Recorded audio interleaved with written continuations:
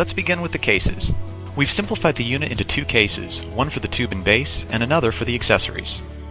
The handle on these cases has been beefed up to take even more wear and tear. To begin setting up your unit, you will start with the accessory case. Find the yellow base plate with wheels inside and place it on the ground.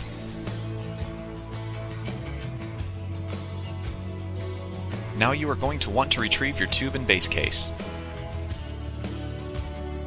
From inside this case, grab the attached tube and base and place them into the plate on the ground. You will see in the next portion of this video that on the base plate there is a ratchet that must be unlocked to receive the base and tubes. Now that the base has been inserted into the base plate, you will need to lock it into place. Find the ratchet at the bottom and turn it until it becomes tight. You can pop it out to the side to readjust its position, lock it back into place, and turn to secure the ratchet. Now we will begin the leg setup. On arrival, you will find that your HiPod legs are locked into the closed position with the leg locking pin. You will need to remove this pin and move it and the leg to the exterior hole, locking the pin through the leg itself and the bracket. You will not lock the pin either behind the leg or in front of the leg, as this does nothing to secure it before elevation. You will see that these are examples of how not to lock the leg. Again, make sure to lock the leg with the leg pin on the exterior hole so that the pin is going through the leg and the bracket itself. This locks the leg into position.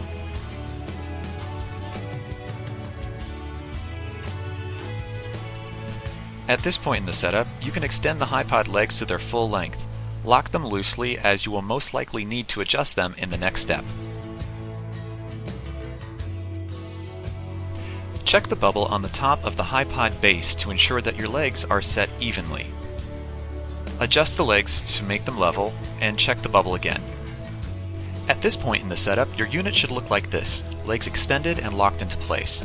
Shake the silver ring at the top of the base to confirm that your legs are rock solid. Any movement, readjust and try again. Once the leg is confirmed to be stable and the primary leg lock has been tightened, you can adjust the second leg lock into place. This is a redundant safety lock in case the primary lock ever gives way or slips. Both leg locks must always be used on each leg. Never extend a HiPod tubing system until both leg locks are in place. You can see another view here of what these leg locks look like in their proper positions. Now, on the top of the base, just above the silver ring, you will find another ratchet. It's the same style as the one on the base plate. When it's open, you will be able to swing the tubes left and right. If you close the ratchet like this, it will grab the tubes inside of the base. This holds the tubes in the base while you're extending the tubing. Now we will begin to connect the HiPod cable bundle to the unit. Take the bundle and look for a yellow T-bar across one end. This will notate that it is the top end of the cable. From the top of the tower, you will find a carabiner dangling down from a silver clip. This acts as your cable strain relief. Put the cable through this clip coming down from the top so that the yellow T-bar is above the clip. It'll hang on that side of the clip, acting as a strain relief for the cable. You will find a piece of Velcro around the T-bar so that you can even more securely attach it to the strain relief. Your camera motor will arrive screwed into a mounting pedestal. These are the two screws involved just in case you ever need to detach it from this pedestal. Different people have various preferences for motor control. Some want the literal up to be the direction up and down to be the direction down, while others like the directional controls to be inverted. Depending on how you mount the camera, either forwards or backwards, your motor controls via the remote will be appropriate for you. Now going out standard with all towers is the cable strain relief plate. You can see it here. This plate will lock your cables under the camera so that they can't pull on the delicate ports where they connect. You can see you thread one cable in one of these grooves and the other in the other groove. And they will need to be facing in opposite directions so the connecting ports come out on opposite sides of the camera where the ports are available. When the cables are in place, attach your camera on top like this, and then underneath you will screw into the camera to connect tightly using either a screwdriver or even a coin will work. With cables threaded under the camera using the strain relief plate, it will look like this. Now to mount to the top of the motor, find the screw that's inside of the sliding groove, and just note the smaller metal piece will be irrelevant. Locate the smaller hole above the golden screw and then use that to attach to the screw coming out of the motor. Make sure to use this strain relief plate with your assembly. If you do not, it will affect the terms of your electronics warranty. You will find 4 AA batteries with a charger in your unit. Use these to insert into the robot motor to provide power. With a full charge, they'll go for up to 9 hours. Now, from your cable bundle, find the cable shown here and plug it into the back of the motor. When turning the motor on, switch the power button to M for manual, and then switch the rotation to 90 or 360 degrees. Now let's talk camera remotes. You'll have one of the following: the Sony Silver remote, the Vivitar, or the VariZoom. These 3 remotes set up the same way. A new remote, the black Sony, has also started going out, and that has a different setup. We'll come back to that later. Now at the top of your cable bundle, locate the small and plug it into the port on the camera.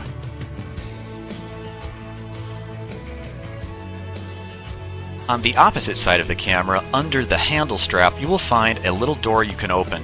There are 2 ports in there. The one you're concerned with is the rectangular skinny one called multi. Find the Sony multi-port cable, which looks like this, and plug it into the camera. Then at the back of this cable you will insert a D cable, which is now a D pigtail. It looks like this. There's a stereo jack on the opposite end and a D-shaped head that plugs into the female D-shaped port on the multi-cable. Your setup should look like this at this point. Now from your cable bundle, find the long skinny black cable with a silver female tip at the end of it. This will be connected to the stereo jack that was on the end of the D pigtail. Now, for the black Sony remote, you will have 1 connecting cable instead of 2. With newer cameras such as the CX240 or 405, it will have a battery pack which you connect to via a USB cord. Current Sony cameras no longer have the option to put an external battery into the back of the camera. They have a fixed shell now. You mount the white battery pack to the top of the HiPod tubes where there is a hook, a metal hook. Use one of the brass screws to attach the battery pack to the hook by sandwiching together. Use the secondary screw to tighten into place. You can attach this in several different ways, but this is one of the most common. Since we are talking about that white battery pack, one final note for the moment. When plugging in, please use the port that says 2.1 to plug in the USB to the battery pack. Otherwise, if you plug into the one that says 1A, the camera will give you an error message saying the accessory cannot be used. To connect the remote to the camera, the process is much simpler. There's only 1 cable. You can see it here. The black end goes into the camera and the white end goes into the remote. Do not reverse this, as if you do, it's not going to work. The other remotes have a 3-pin connector. Plug that cable into the long skinny black cable, and then the robot control. This cable is slightly thicker and looks like this. Typically, you can leave these 2 remotes dangling from the LCD bracket. There is a speed setting on the robot controller that you're going to want to push all the way up. Now, if you're going to mount the rain gear to this unit, these are the steps involved. There's a little mounting pedestal that you will use to facilitate sandwiching the camera into the rain gear as such. When you're done, the rain gear covering looks like this. We've made it a lot larger to cover the motor underneath. Now, when installing the camera to the rain gear, these are the steps. Sandwich the camera to the rain gear plate with this little screw. It's an additional insert you'll find in your case. Sandwich the camera into the rain gear and then screw that pedestal onto the robotic motor directly. Sony no longer includes external chargers with their cameras.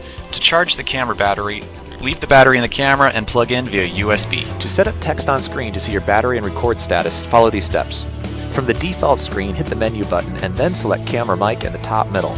It'll bounce you into a scroll window and then look for scene selection. Your display will change to look like this. Then on the far right you'll see an arrow. On the bottom, go ahead and click on that and leave your screen here. You will see standby, which turns into record, and battery life. Each time you turn the camera on, you will need to set this up.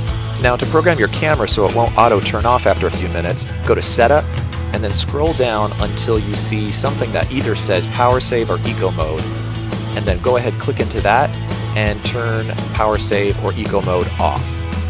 It varies based on which model you have. Also, if you see an option that says Demo Mode, you would want to go into that and turn that off as well.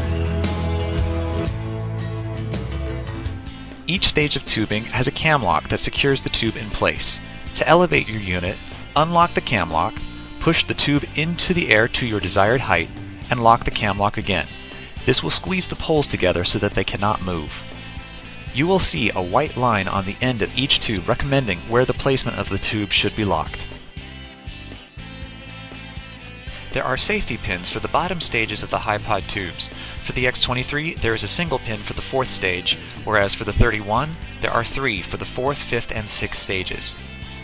Find the hole at the bottom of each HiPod stage, take the pin, and push the pin through the hole. This will prevent the tube from slipping if a cam lock for some reason fails. On each stage of the HiPod tubes, there is a strip of Velcro to keep the cables out of the way. Take the Velcro strip, open it, place the cable inside, and close it again. Beyond keeping the cables neat, it helps to act as a strain relief throughout the unit.